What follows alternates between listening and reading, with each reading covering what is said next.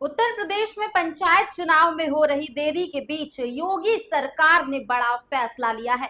अब ग्राम पंचायतों का कार्यकाल खत्म होने के बाद भी गांवों की कमान प्रधानों के हाथ में ही रहेगी। यानी चुनाव होने तक प्रधान ही गांव के प्रशासक बनकर काम करेंगे।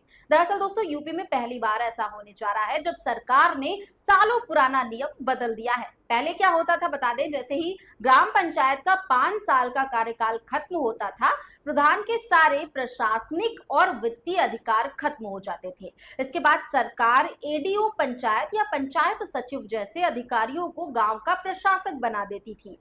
लेकिन अब योगी सरकार ने इस व्यवस्था को बदल दिया है। पंचायती राज विभाग की तरफ से भेजे गए प्रस्ताव को मुख्यमंत्री योगी आदित्यनाथ ने मंजूरी दे दी है। इसका मतलब साफ है कि अब गांवों के विकास कार्य बिना रुके चलते रहेंगे।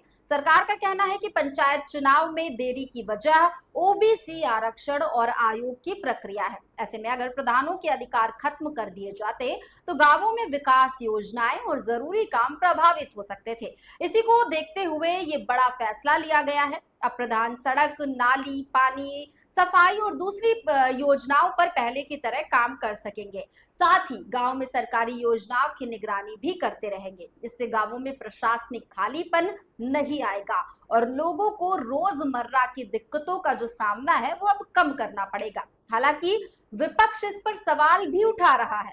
कुछ नेताओं का कहना यह है कि सरकार चुनाव में देरी कर रही है और प्रधानों को ज्यादा समय देकर राजनीतिक फायदा पहुंचाना चाहती है। वहीं सरकार का दावा है कि यह फैसला पूरी तरह जनता और गांवों के विकास को ध्यान में रखकर लिया गया है।